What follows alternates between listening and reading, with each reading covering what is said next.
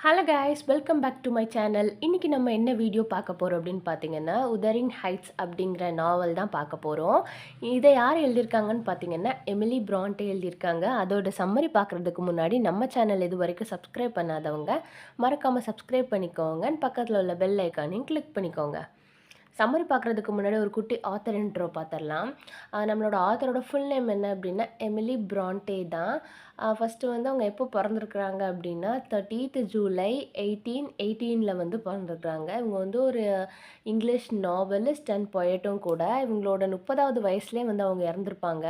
இவங்க எழுதின one and only நாவல் தான் உதரிங் ஹைட்ஸ். அதுவுமே வந்து செம்ம ஃபேமஸ்ஸு. இவங்க வந்து இங்கிலாண்டில் தான் பிறந்திருக்கிறாங்க. இவங்களோட பென் நேம் என்ன அப்படின்னு சொல்லி பார்த்தீங்கன்னா எலிஸ் பெல் அப்படின்னு சொல்லிட்டு சொல்கிறாங்க. இவங்க எப்போ இறந்துருக்குறாங்க அப்படின்னா 19th டிசம்பர் 1848 வந்து இறந்துருக்காங்க. 30 இயர்ஸில் இறந்துருக்காங்க அப்படின்னு சொல்லி எதுக்கு சொன்னேன்னா டேட் ஆஃப் பர்த் வந்து ஞாபகம் வைக்கிறதுக்கு ஈஸியாக இருக்கும். அப்புறம் இந்த நாவல் பற்றி பார்த்தோம் அப்படின்னா ஃபஸ்ட்டே பார்த்தோம் இல்லையா, இது இவங்க எழுதின ஒன் அண்ட் ஒன்லி நாவல் வந்து இதுதான். இது வந்து 1847 வந்து பப்ளிஷ் ஆகிருக்கு. இந்த நாவலோட செட்டிங் எப்படி இருக்கும் அப்படின்னு பார்த்தீங்கன்னா யார்க்ஷயர் மோர்லேண்டில் வந்து இருக்குது. அது வந்து இங்கிலாண்டு. அப்புறம் வந்து இந்த இது வந்து எப்படி பேஸ் பண்ணி இருக்கும், கடைசி எப்படி முடியும் அப்படின்னா ஒரு பேஷனேட்டான லவ் ஸ்டோரி அப்படின்னு சொல்லிட்டு சொல்கிறாங்க. ஃபுல்லாகவே ஃபிக்ஷனல் ஸ்டோரிஸ் தான், ஃபிக்ஷனல் கேரக்டர்ஸ் தான் இருக்கும். அப்புறம் பார்த்திங்கன்னா கேரக்டர்ஸ் பார்த்தரலாம். ஃபஸ்ட்டு வந்து லாக்வுட், நெல்லி டீன் அப்படிங்கிறவங்க வந்து ஒரு ஹவுஸ் கீப்பர். மிஸ்டர் ஆன்ஷா, ஹிண்ட்லி, கேத்ரின், ஹீத்க்ளிஃப் வந்து ஒரு ஆர்ஃபன் பாய். அப்புறம் வந்து ஃப்ரான்சிஸ், அண்ட் தென் பார்த்திங்கன்னா ஹேட்டன், கேத்தி, எட்கர் லிங்டன், இசபெல்லா லிங்டன். இவ்வளோ தான் வந்து கேரக்டர்ஸ். ஃபஸ்ட்டு வந்து ஓப்பனிங் எப்படி ஆகும் அப்படின்னு சொல்லி பார்த்தீங்கன்னா ஸ்டோரியோட ஓப்பனிங் வந்து லாக்வுட் இருக்கார் இல்லையா, அதாவது 1801 வந்து ஒரு வின்டர் டைம் செப்டம்பர் மாதம் தான் வந்து நம்ம அந்த ஸ்டோரிக்குள்ளே வந்து போகிற மாதிரி இருக்கும். லாக்வுட் வந்து ஒரு யங் மேன். அவர் வந்து உதரிங் ஹைட்ஸில் இருந்து அவர் வந்து த்ரஸ்க்ராஸில் இருப்பார். த்ரஸ்க்ராஸ் கிரேஞ்ச் அண்ட் உதரிங் ஹைட்ஸ் இந்த 2 இடம் தான் வந்து இந்த ஸ்டோரியோட மென்ஷனான பிளேஸ். நல்லா ஞாபகம் வச்சுக்கோங்க, த்ரஸ்க்ராஸ் கிரேஞ்ச் அண்ட் உதரிங் ஹைட்ஸ். இவர் வந்து த்ரஸ்க்ராஸ் ரேஞ்சிலேருந்து உதரிங் ஹைட்ஸுக்கு வந்து அவரோட லேண்ட்லார்டை வந்து விசிட் பண்ண வந்திருப்பார். அப்போ வந்து ஹெவியான ஸ்னோஃபால் இருக்கும். ஹெவியான ஸ்னோஃபால் இருக்கும்போது அவர் வந்து அன்றைக்கி நைட் அங்கேயே ஸ்டே பண்ணுற மாதிரி இருக்கும். அங்கே ஸ்டே பண்ணும்போது தான் அவர் வந்து ஒரு கோஸ்ட்லியான ஃபிகரை பார்ப்பார். இது யார் அப்படின்னு சொல்லிட்டு அவங்களோட ஹவுஸ் கீப்பர்கிட்ட கேட்டோம் அப்படின்னா, அதாவது லாக்வுட்டோட ஹவுஸ் கீப்பர் வந்து நெல்லி கிடையாது. நெல்லி வந்து உதரிங் ஹைட்ஸோட ஹவுஸ் கீப்பர். அவங்க வந்து ரொம்ப வருஷமாகவே அந்த வீட்டுக்கு வந்து ஹவுஸ் கீப்பராக இருப்பாங்க. அப்போ வந்து கேட்கும்போது இது வந்து கேத்ரினோட கோஸ்ட் அப்படின்னு சொல்லிட்டு அவங்க வந்து சொல்லுவாங்க. இது வந்து 30 இயர்ஸ் பேக்கில் உள்ள நடந்த ஒரு ஃப்ளாஷ்பேக் ஸ்டோரியை வந்து நம்மளோட நெல்லி வந்து லாக்வுட்டுக்கு வந்து நரேட் பண்ணுற மாதிரி இருக்கும். இப்போ வந்து 30 இயர்ஸ்க்கு பேக் என்ன நடந்திருக்கும் அப்படின்னு சொல்லி பார்த்தீங்கன்னா, நம்ம வந்து ஆல்ரெடி பார்த்தோம் இல்லையா, ஏன்ஷாக்கு வந்து மிஸ்டர் ஏன்ஷாக்கு வந்து 2 பசங்க. ஃபஸ்ட்டு வந்து ஹென்லி வந்து அவரோட பையன், கேத்ரின் வந்து அவரோட பொண்ணு. 3வது யார், இந்த ஹீத்க்ளிஃப் வந்து யார் அப்படின்னு சொல்லி பார்த்தீங்கன்னா, இவர் வந்து ஒரு ஆர்ஃபன் பாய். இவர் எப்போ கூட்டிகிட்டு வந்திருப்பார் அப்படின்னு சொல்லிட்டு பார்த்தீங்க அப்படின்னா லிவர்பூல் அப்படின்னு ஒரு பிளேஸ்க்கு போயிருப்பார். அந்த பிளேஸ்லேருந்து வரும்போது ஹீத்க்ளிஃபை வந்து கூட்டிகிட்டு வருவார். ஹீத்க்ளிஃப் வந்து ஒரு பிளாக் பாய். அதுவும் இல்லாமல் அவர் வந்து ஒரு ஜிப்சி லுக்கில் இருப்பார். அவர் வந்து ஒரு ஜிப்சி தான். இப்போ வந்து ஹீத்க்ளிஃபுக்கும் ஹிண்ட்லிக்கும் ஆகவே ஆகாது. ஏன் அப்படின்னா அவர் வந்து ஹிண்ட்லி வந்து ஆன்ஷாவோட சன்னு. ஆனால் அவர் வந்து ஹீத்க்ளிஃபை வந்து நம்ம புள்ள மாதிரி பார்த்துக்குவார்.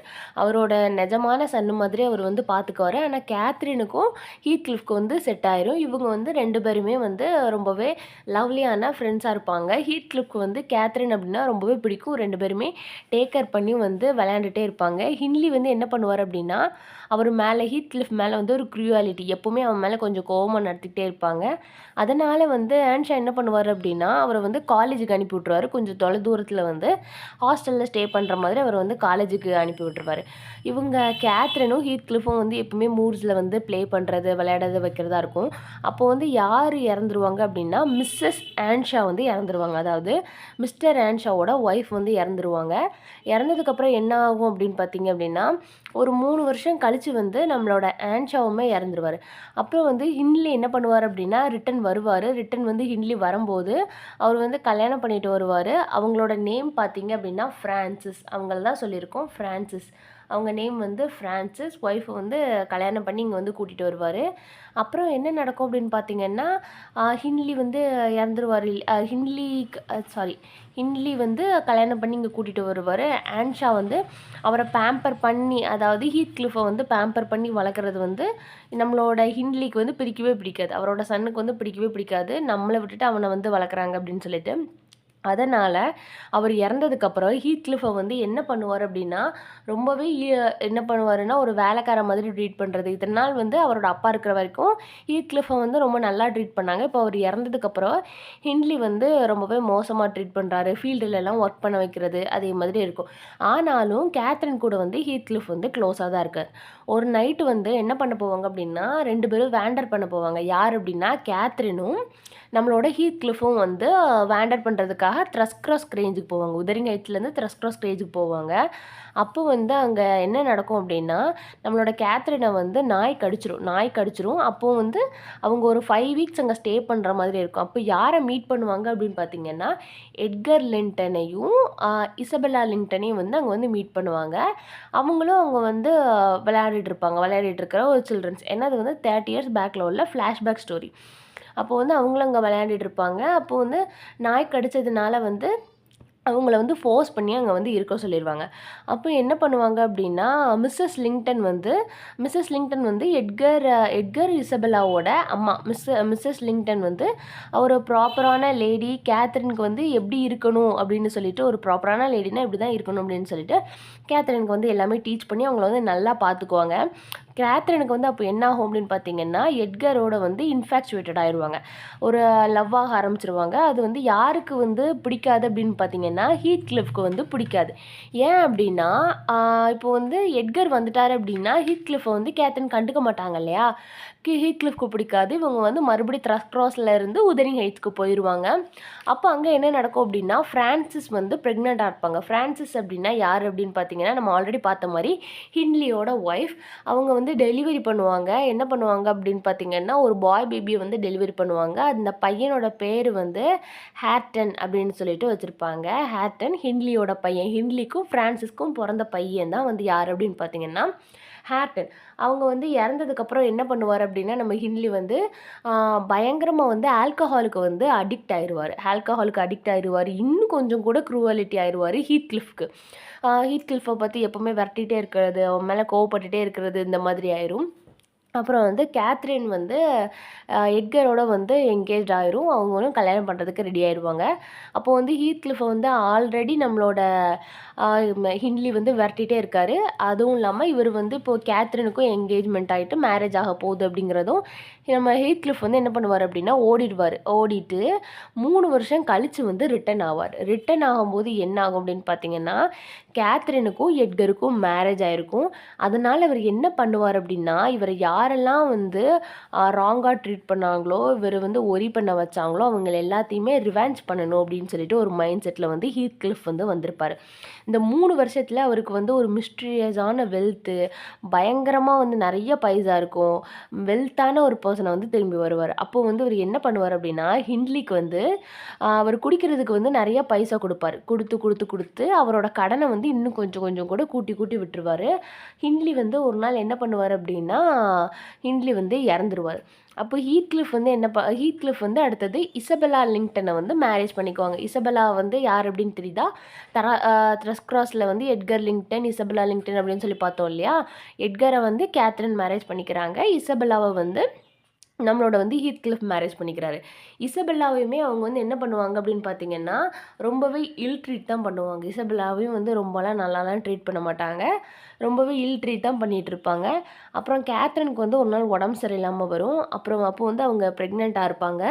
அவங்க வந்து ஒரு கேர்ள் பேபியை வந்து டெலிவரி பண்ணிவிட்டு அவங்க வந்து இறந்துருவாங்க. அந்த கேர்ள் பேபி தான் யார் அப்படின்னு பார்த்தீங்கன்னா, கேத்தி, இல்லை அப்படின்னா லிட்டில் கேத்ரின் அப்படின்னு சொல்லிட்டு சொல்லுவாங்க. அவங்க யாரை மாதிரி அப்படின்னா, அப்படியே அவங்க அம்மா மாதிரி ரொம்பவே பியூட்டிஃபுல்லாக, ரொம்பவே போல்டான கேர்ளாக இருப்பாங்க. நம்ம ஹீத் கிளிஃப் வந்து என்ன பண்ணுவார் அப்படின்னா, கேத்ரினோட ஸ்பிரிட்டுக்கிட்ட, அதாவது இது ஒரு ஃபிக்ஷனல் ஸ்டோரி தான் இல்லையா, அதனால இந்த சீன்ஸ் எல்லாம் இருக்கும். ஹீத் கிளிஃப் வந்து நம்மளோட கேத்ரினோட ஆவிக்கிட்ட வந்து கேட்பாரு, நீ வந்து தயவு செஞ்சு எர்த்த விட்டு போயிடாத, இங்கே இரு அப்படின்னு சொல்கிற மாதிரி அவர் வந்து பெக் பண்ணுவார். அப்போ என்ன நடக்கும் அப்படின்னா, அவங்களுக்கு இப்போ வந்து கேத்ரின் வந்து இறந்துட்டாங்க இல்லையா, அவங்க என்ன வேணால் செய்யலாம், அவங்க வேணும்னா இங்கே இருக்கலாம் இல்லைன்னா போகலாம் அப்படிங்கிற மாதிரி சொல்லியிருப்பாங்க. ஆனால் கேத்ரின் வந்து இங்கே இருப்பாங்க, அவங்களோட ஸ்பிரிட்டு வந்து இங்கே இருக்கும். இசபெல்லா என்ன பண்ணுவாங்க அப்படின்னா, இவர் பண்ணுற டார்ச்சர்லாம் பிடிக்காம லண்டனுக்கு ஓடிடுவாங்க. லண்டனுக்கு ஓடிட்டு அவங்க வந்து ஒரு பாய் பேபியை டெலிவரி பண்ணுவாங்க. யாரோட பேபி அப்படின்னா, ஹீத் கிளிஃபோட பேபி தான். இப்போ வந்து ஹீத் கிளிஃபுக்கும் இசபெல்லாவுக்கும் வந்து ஒரு பையன் பிறந்திருக்கும். அந்த பையன் பேர் வந்து லிங்டன். அந்த பையன் வந்து என்ன அப்படின்னா, ரொம்பவே சிக்கான பர்சன். ரொம்பலாம் வந்து ஆக்டிவாலாம் இருக்க மாட்டான். ஒரு 13 இயர்ஸ் ஆயிரும். ஒரு 13 இயர்ஸ் கழித்து வந்து நெல்லி வந்து என்ன பண்ணுவாங்க அப்படின்னா, கேத்ரினோட டாட்டர் கேத்திக்கு வந்து அந்த நர்சிங் எல்லாம் பண்ணிக்கிட்டு இருப்பாங்க. இப்போ வந்து கேத்தி வந்து எங்கே இருப்பாங்க அப்படின்னா, அவங்க அப்பாவோட எட்கர் லிங்டன் இருக்கார் இல்லையா, அவரோட த்ரஸ்கிராஸ் ரேஞ்சிலே வந்து இருப்பாங்க. அவங்களுக்கு வந்து எந்த நாலேஜுமே இருக்காது, உதரிங் ஹைட்ஸை பற்றி எதுவுமே இருக்காது. உதரிங் ஹைட்ஸில் வந்து நமக்கு சொந்தக்காரங்க இருக்காங்க, அங்கே ப்ராப்பர்ட்டி இருக்குது அப்படின்னு சொல்லிட்டு எதுவுமே தெரியாமல் வந்து எட்கர் வந்து வளர்த்துட்ருப்பாங்க. ஒரு நாள் வந்து அவங்க ஹேட்டனை வந்து மீட் பண்ணுவாங்க, 2 பேருமே வந்து ப்ளே பண்ணுவாங்க. அப்போ என்ன நடக்கும் அப்படின்னா வந்து, லண்டனில் வந்து இசபெல்லா இருக்காங்க இல்லையா, இசபெல்லா வந்து இறந்துருவாங்க. அப்போ இசபெல்லா இறந்ததும் என்ன நடக்கும் அப்படின்னா, லிங்டன் வந்து ஆட்டோமேட்டிக்காக வந்து யாரோட கண்ட்ரோலுக்கு வந்துடுறாங்க அப்படின்னா, ஹீத் கிளிஃபோட கண்ட்ரோலுக்கு வந்துடுறாங்க. ஹீத் கிளிஃப் கண்ட்ரோலுக்கு வந்தோடனே ஆல்ரெடி அவங்க சிக்கு, அதுவும் இல்லாமல் ஹீத் கிளிஃப் வந்து அவங்களோட சொந்த பையனையுமே இல் ட்ரீட் தான் பண்ணிகிட்ருக்காரு. அதுக்கப்புறம் 3 வருஷம் கழித்து என்ன நடக்கும் அப்படின்னு பார்த்தீங்கன்னா, நம்மளோட கேத்தியும் லிங்டனும் வந்து மீட் பண்ணுறாங்க. மீட் பண்ணும்போது என்ன உதரிங் ஹைட்ஸில் வந்து மீட் பண்ணுறாங்க. அப்போது வந்து கேத்திக்கு வந்து லிங்டன் மேலே ஒரு சீக்ரெட்டான ரொமான்ஸ் வருது. லெட்டர் மூலியமா 2 பேருமே பாஸ் பண்ணிகிட்ருக்காங்க. இதெல்லாம் யார் பிளான் அப்படின்னு சொல்லி பார்த்தீங்கன்னா, ஹீத் கிளிஃபோட பிளான். ஏன்னா அவர் பையன் லிங்டனை வந்து அவர் தான் ஃபோர்ஸ் பண்ணுவார். ஃபோர்ஸ் பண்ணி நீ வந்து இப்படிலாம் பண்ணணும், கேத்தி கூட வந்து லவ்வபிளாக இருக்கிற மாதிரி நடிக்கணும் அப்படின்னு சொல்லியிருப்பாரு. நம்ம லிங்டனும் வேறு வழியே இல்லாமல் வந்து அதை செஞ்சிட்ருப்பாரு. லிங்டனுக்கு வந்து ஆல்ரெடி உடம்பு சரியில்லாமல் இருக்கும். எட்கர் வந்து என்ன பண்ணுவார் அப்படின்னா, சாகிற நிலமையில் இருப்பார். அவருக்கு வந்து உடம்பு சரியில்லாமல், எட்கர் அப்படின்னா கேத்தியோட அப்பா தானே, அவங்க வந்து சாகிற நிலமையில் இருப்பார். அப்போது வந்து நம்மளோட கேத்தியை என்ன பண்ணுவாங்க அப்படின்னா, ப்ரிசனில் வச்சுருக்கிற மாதிரி வச்சுருப்பாங்க. எதுக்கு அப்படின்னா, லிங்டனை வந்து மேரேஜ் பண்ணுற வரைக்கும் அவளை வந்து ரொம்பவே பத்திரமா எங்கேயுமே வெளியே விடாமல் அது மாதிரி வச்சுருப்பாங்க. லிங்டன் வந்து ஆல்ரெடி உடம்பு சரியில்லாத ஆள்னால லிங்டன் வந்து ஒரு நாள் இறந்து போயிடுவார். இறந்ததுக்கப்புறம் என்ன ஆகும் அப்படின்னா, நம்மளோட ஹேர்டனும் கேத்தியும் வந்து என்ன பண்ணுவாங்க, அவங்க மட்டும்தான் இப்போ வந்து த்ரஸ்கிராஸ் ரேஞ்சுக்கோட ஒரே ஓனரு. ஆனால் வந்து அது அவங்களுக்கே தெரியாது. இப்போ வந்து ஹீத் கிளிஃப்ட்டை வந்து 2மே போயிடும். நம்ம தஸ்கிராஸ் ரேஞ்சும் உதரிங் ஹைட்ஸும் வந்து ஹீத் கிளிஃப்ட்ட போயிடும். கேத்ரியை வந்து என்ன பண்ணுவாங்க அப்படின்னா, ஃபோர்ஸ் பண்ணி உதரிங் ஹைட்ஸில் தான் இருக்கணும் அப்படின்னு சொல்லிட்டு ஹீத் கிளிஃப் வந்து கம்பல் பண்ணுவார். கம்பல் பண்ணி அவளை கேத்தியும் என்ன பண்ணுவார் அப்படின்னா, ஒரு காமனான சர்வெண்ட் மாதிரி இது பண்ணுவார். அப்புறம் வந்து இந்த சர்வெண்ட்டை மாதிரி செய்கிறத விட நெல்லி வந்து ஸ்டோரி வந்து முடிச்சிருவாங்க. நம்மளோட லாக்வுட்ட வந்து ஸ்டோரி நரேட் பண்ணிகிட்டு இருக்காங்க இல்லையா, ஸ்டோரி முடிஞ்சிடும். அப்புறம் வந்து நம்மளோட லாக்வுட்டுக்கு வந்து ஆர்வம் வந்து தாங்க முடியாது, கேத்திக்கும் ஹேட்டனுக்கும் என்னாச்சு அப்படிங்கிறது. அகெயின் என்ன சொல்லுவாங்க அப்படின்னா, கேத்தியும் ஹேட்டனும் வந்து லவ் பண்ண ஆரம்பிப்பாங்க. அப்போ வந்து ஹீத் கிளிஃப்க்கு என்ன ஆகும் அப்படின்னா, அவங்களுக்கு வந்து கேத்ரினோட நாளாக கேத்ரினோட ஞாபகம், அதாவது கேத்ரின் வந்து இறந்து போனாங்க, அவங்க கோஸ்ட் வந்து என் கூட இருன்னு சொன்னாங்க இல்லையா, அந்த ஞாபகங்கள் வந்து அதிகமாகிக்கிட்டே இருக்கும். எதை பார்த்தாலும் அவங்க ஞாபகம் தான் வரும். அந்த ஞாபகத்தினாலே வந்து ஹீத் கிளிஃபும் வந்து இறந்து போயிடுவார். இப்போ வந்து நம்மளோட கேத்தியும் நம்மளோட ஹேட்டனும் தான் இன்ஹெரிட்டன், அதாவது வாரிசு, உதரிங் ஹைட்ஸோட வாரிசு வந்து அவங்க 2 பேரும் தான். அவங்க 2 பேருமே வந்து உதரிங் ஹைட்ஸையும் த்ரஸ்கிராஸையும் வந்து ஹையர் பண்ணிடுவாங்க. அப்புறம் வந்து 2 பேரும் சேர்ந்து மேரேஜுக்கு வந்து பிளான் பண்ணலாம் அப்படின்னு சொல்லிட்டு மேரேஜ் ஃபிக்ஸ் பண்ணியிருப்பாங்க. எந்த டேட்டில் அப்படின்னு சொல்லி பார்த்தீங்கன்னா, நெக்ஸ்ட்டு நியூ இயர் டே. ஏன்னா இதை வந்து ஒன்வர்ட்ஸ்க்கு கேட்க வாய்ப்பு இருக்குது. நெக்ஸ்ட்டு நியூ இயர் டேயில் வந்து மேரேஜ் பண்ணிக்கலாம் அப்படின்னு சொல்லிட்டு ஃபிக்ஸ் பண்ணி வச்சுருப்பாங்க. லாஸ்ட்டாக என்ன நடக்கும் அப்படின்னா, இந்த ஸ்டோரியெல்லாம் கேட்ட ஆர்வத்தில் வந்து நம்ம லாக்வுட் வந்து கேத்ரினையும் ஹீத் கிளிஃபோட கிரேவியார்டை போய் பார்க்கணும் அப்படின்னு சொல்லிட்டு அங்கே போய் பார்ப்பார். அதோட வந்து நம்ம ஸ்டோரி வந்து கம்ப்ளீட் ஆகிற மாதிரி கொடுத்துருப்பாங்க. தீம்ஸ் பார்த்தெல்லாம் love, revenge, supernatural fiction, இதுதான் இதோட மெயின் தீம். சம்மரியில் ஏதாவது டவுட் இருந்ததுன்னா மறக்காமல் கீழே கமெண்ட் பண்ணுங்கள். வேறு ஏதாவது போம் நாவலுக்கு சம்மரி வேணும்னா அதையும் கீழே கமெண்ட் பண்ணுங்கள். அண்ட் தேங்க்ஸ் ஃபார் வாட்சிங். Subscribe for more videos.